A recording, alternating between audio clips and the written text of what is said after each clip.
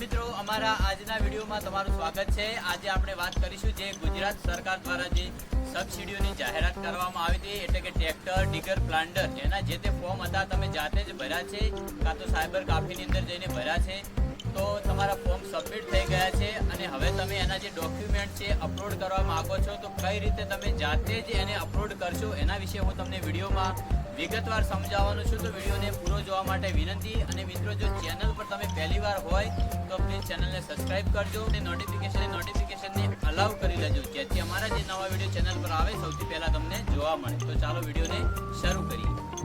સૌપ્રથમ મિત્રો તમારે ગૂગલ ઓપન કરવાનું છે અને સર્ચ બારમાં આઈ ખેડૂત 2.0 સર્ચ કરવાનું છે। જેવું તમે આઈ ખેડૂત 2.0 સર્ચ કરશો એટલે ફર્સ્ટમાં જે લિંક આપેલી છે આઈ ખેડૂત એપ્લિકેશન સ્ટેટસની, એના પર તમારે ક્લિક કરવાની છે। એના પર ક્લિક કરશો એટલે આ રીતે એક નવું ડેશબોર્ડ તમારી સામે આવી જશે। અહીંયા આગળ જે લોગિનનો ઓપ્શન આપેલો છે એના પર તમારે ક્લિક કરવાનું છે। લોગિનના ઓપ્શન પર ક્લિક કરશો એટલે ફરીથી એક નવું ડેશબોર્ડ તમારી સામે આ રીતે આવી જશે। અહીંયા આગળ તમે જે લાભાર્થી નોંધણી કરી હતી જે મોબાઈલ નંબરથી, એટલે કે જે ફોર્મ ભર્યું હતું અને જે પહેલાં આઈડી બનાવેલી છે, તમે એ નંબર તમારે અહીંયા આગળ આ બોક્સમાં ટાઈપ કરવાનો છે અને નીચે પાસવર્ડ અને ઓટીપીના બે ઓપ્શન આપેલા છે। જો પાસવર્ડ યાદ હોય તો પાસવર્ડ નાખવાનો છે અને જો પાસવર્ડ યાદ ના હોય તો ઓટીપી પર ક્લિક કરીને તમારા મોબાઈલ નંબર પર તમે ઓટીપી મોકલીને તમે એને લોગિન કરી શકો છો।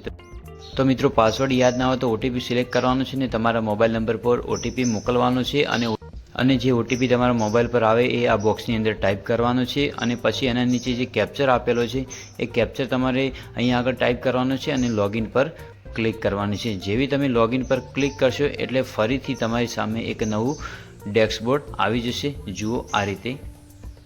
તો અહીંયા આગળ મિત્રો સ્કીમ, અરજી અને પ્રોફાઇલના 3 ઓપ્શન આપેલા છે। તમારે અરજીનો ઓપ્શન સિલેક્ટ કરવાનો છે અને તમારે અરજીના ઓપ્શન પર ક્લિક કરવાની છે। અહીંયા આગળ જે સેક્શન અને સબમિટના બે ઓપ્શન આપેલા છે। સેક્શન એટલે જે તમારી અરજી હતી એ આગળથી સબમિટ થયેલી છે, એટલે કે તમારું જે પણ તમે સાધન વિશે ફોર્મ ભર્યું હતું એ તમારું પાસ થયેલું છે, એટલે તમારે અહીંયા આગળ આ રીતે સેક્શનનો ઓપ્શન શો થાય છે। તો સેક્શનની આગળ સેટિંગનો ઓપ્શન છે, ત્યાં આગળ ક્લિક કરવાની છે, પછી ક્લેમ સબમિટ પર તમારે ક્લિક કરવાની છે। એના પર ક્લિક કરશો એટલે અહીંયા આગળ મિત્રો તમારે જે ડોક્યુમેન્ટ અપલોડ કરવાના છે તેની ડિટેલ અહીંયા શો થશે। તમારું જે આધાર કાર્ડ છે એ ફ્રન્ટ અને બેક સાઈડ, એટલે કે આગળ અને પાછળનો ભાગ, ખરીદી બિલ, બેંકની પાસબુક, પછી મિત્રો જે અરજીની સહીવાળી નકલનું જે ફ્રન્ટ પેજ અને અરજીની સહીવાળી નકલનું બેક પેજ, પછી 7, 12 અને 8ની નકલ અને સાધન સાથેનો લાભાર્થીનો ફોટો, આ જે તે ડોક્યુમેન્ટ છે એ તમારે આની અંદર અપલોડ કરવાના છે। જેપીજી ફાઇલમાં અને કરી શકો છો, અથવા તમે 4 પેજ હોય તો એને પીડીએફ બનાવીને પણ એની અંદર અપલોડ કરી શકો છો મિત્રો। તો મિત્રો, આ રીતે તમારા જે ડોક્યુમેન્ટ છે અપલોડ કરી લેવાના છે અને અપલોડ કર્યા પછી એકવાર ચેક પણ કરી લેવાના છે।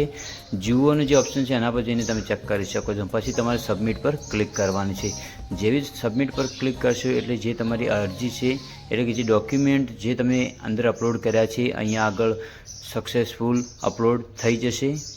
અપલોડની પ્રોસેસ પૂરી થાય એટલે ફરીથી તમારી સામે આ રીતે તમારું જે પેજ હતું એ આવી જશે। અહીંયા આગળ જે સેક્શનની આગળ જે સેટિંગનો ઓપ્શન એના પર ક્લિક કરવાની છે અને સેક્શન રિપોર્ટ પર તમારે ક્લિક કરવાની છે।